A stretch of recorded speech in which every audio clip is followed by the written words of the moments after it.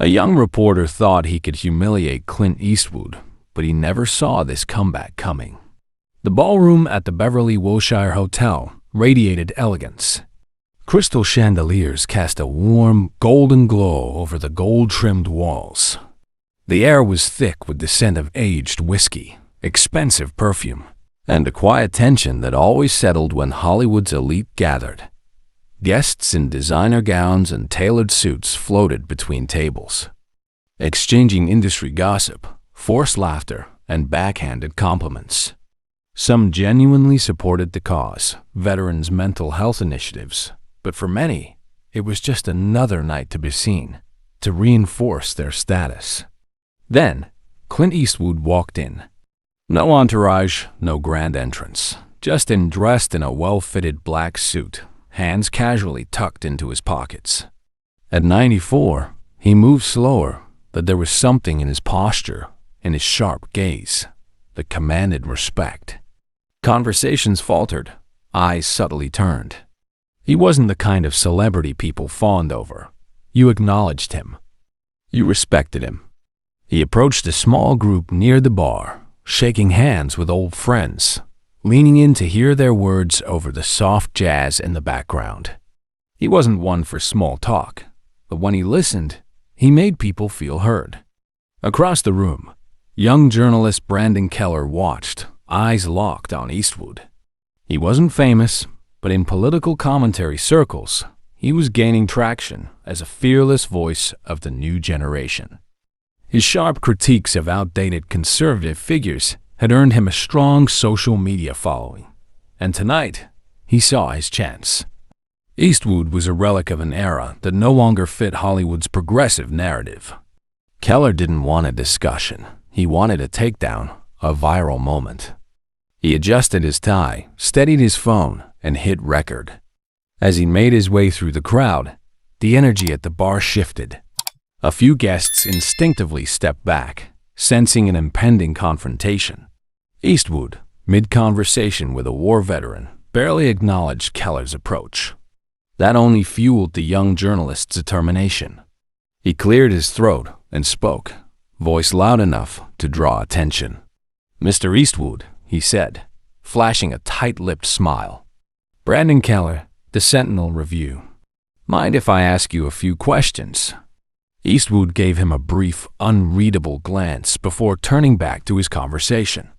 Keller didn't like that. He took a step closer. "I'll make it quick," he added, forcing a chuckle. "Just wanted your thoughts on Hollywood's changing landscape. You've been in the industry over 60 years. Do you think people like you still have a place in it?"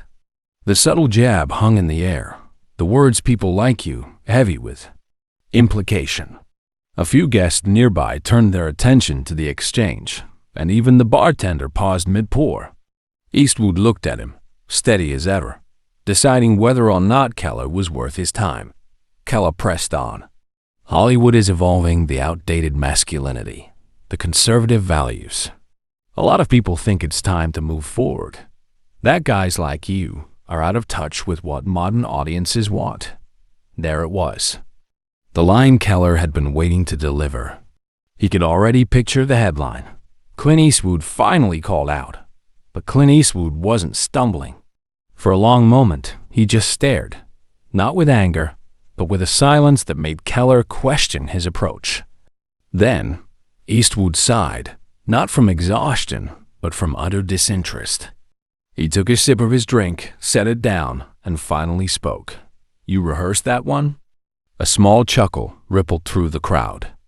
Keller's jaw tightened, but he maintained his composure. "I'm just asking the questions people want answers to," he shot back. Eastwood tilted his head. "People?" he repeated, tasting the word. "Or just you?" Keller hesitated. That wasn't part of the script. Eastwood leaned forward, resting his elbow on the bar. "You think the world moved forward just because someone says so? Real change doesn't happen because you point a finger and declare the old ways are out. You don't erase the past because you don't like it. You learn from it, build on it, and move forward. That's progress, not whatever this is." He gestured vaguely at Keller. mimicking his earlier dismissive hand wave. This time, the chuckle from the crowd was louder. Someone clapped. Keller's face reddened, but he wasn't ready to back down. "With all due respect, Mr. Eastwood," he said, his voice tightening, "it's easy for you to talk about learning from the past when you were part of a generation that had it easier." A murmur ran through the room, but it wasn't in Keller's favor. Guests exchanged glances, unimpressed by the flimsy argument. Eastwood chuckled, shaking his head. "Easier?" he repeated, as though the idea was ridiculous. "I started in Hollywood when they told actors like me to change their name because it sounded too rough. I worked as a bricklayer before I ever got in front of a camera. You think it was easier?" He paused. "You ever had to shovel asphalt in the summer just to afford a meal?" Keller blinked, unprepared for that. But Eastwood wasn't done. "I've seen guys like you before," he said, sipping his drink. "Looking for a soundbite, hoping for a scene. But here's the thing. You walked in here thinking I'd fold. Get mad. Maybe storm off. But I don't do performances on command. That's your job." Laughter rippled through the crowd, not just a few, but nearly half the room. Some even applauded. Keller could feel it. The room wasn't on his side anymore. His confidence cracked, but he refused to show it. He forced a smirk and adjusted his posture. "All right, maybe you had some struggles," he said, his voice softer. "But don't you think there's a reason people your age are being left behind in Hollywood? Maybe audiences don't want outdated ideas shoved down their throats anymore." Eastwood chuckled again, disappointed. "Left behind?" he repeated. "Son, I've outlived entire Hollywood trends. I've been written off more times than I can count. And yet, here I am, at my table, at my event, using my name to make a headline." Keller opened his mouth, but no words came out. A muttered "damn" echoed in the crowd. The silence stretched, the weight of it settling in. The audience was watching him squirm. Desperately, Keller scrambled for an escape. "I just think people deserve better," he blurted out. "Better stories, better representation." Eastwood cut him off with a slow nod. "So tell them one." Keller blinked. "What?" "Tell them what they want." Eastwood leaned back. "Right now. Say something that matters more than the movies I've made, the people I've worked with, or the history I've been part of." The words hit Keller like a gut punch. Keller had nothing. His hands curled at his sides, breath uneven. His game had been about tearing others down. But now, standing before Clint Eastwood, he was asked to build something, and he couldn't do it. A bead of sweat formed at his temple. He tried to ignore how the room seemed to shrink, how people whispered, how his own plan had turned against him. Finally, Eastwood spoke, lifting his drink. The crowd laughed once more, but this time, it wasn't just amusement. It was finality. The conversation was over. Keller had lost, and he knew it. Brandon Keller swallowed, humiliation spreading across his face. He had walked in confident, certain he'd be seen as the voice of a new era. Instead, he stood exposed, just a young man who had overestimated himself in the presence of someone who'd seen it all. Conversations resumed. Laughter filled the air. But some eyes flicked back to him, some amused, some pitying, others indifferent. Keller hated the last the most. It meant he wasn't even worth the outrage. Without another word, he turned and disappeared into the crowd. No goodbyes, no last words. Just a man who had overplayed his hand and lost. Eastwood watched him go, expression unreadable. No gloating, no smirking, just calm detachment. He took another sip and turned back to the veteran he had been speaking to. "Now," he said, as if nothing had happened, "you were saying something about your time in Fallujah?" The moment passed. A middle-aged producer nearby shook his head, chuckling. "You didn't have to do him like that." Eastwood raised an eyebrow. "I didn't do anything." The producer smirked. "You let him walk right into a buzzsaw." Eastwood cracked a small grin.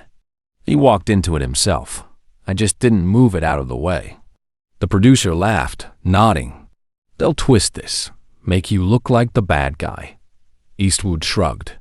They've been doing that for years. Doesn't change the truth.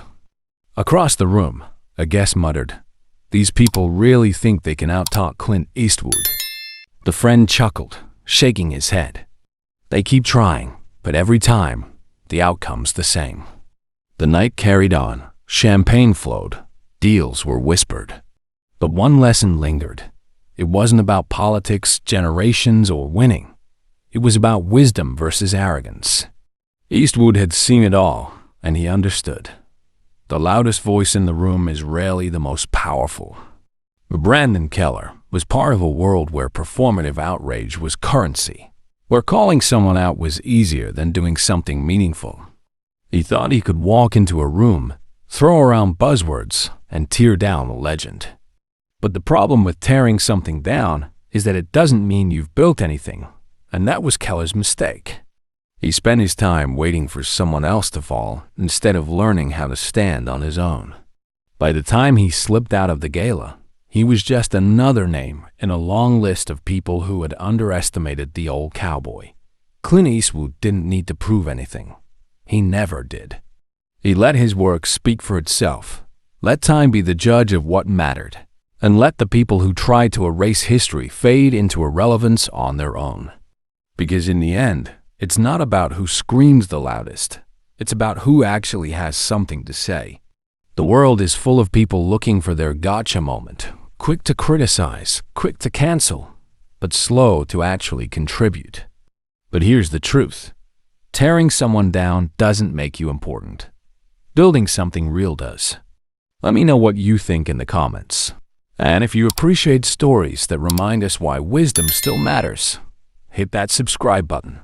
Because some voices don't fade with time, they only get stronger.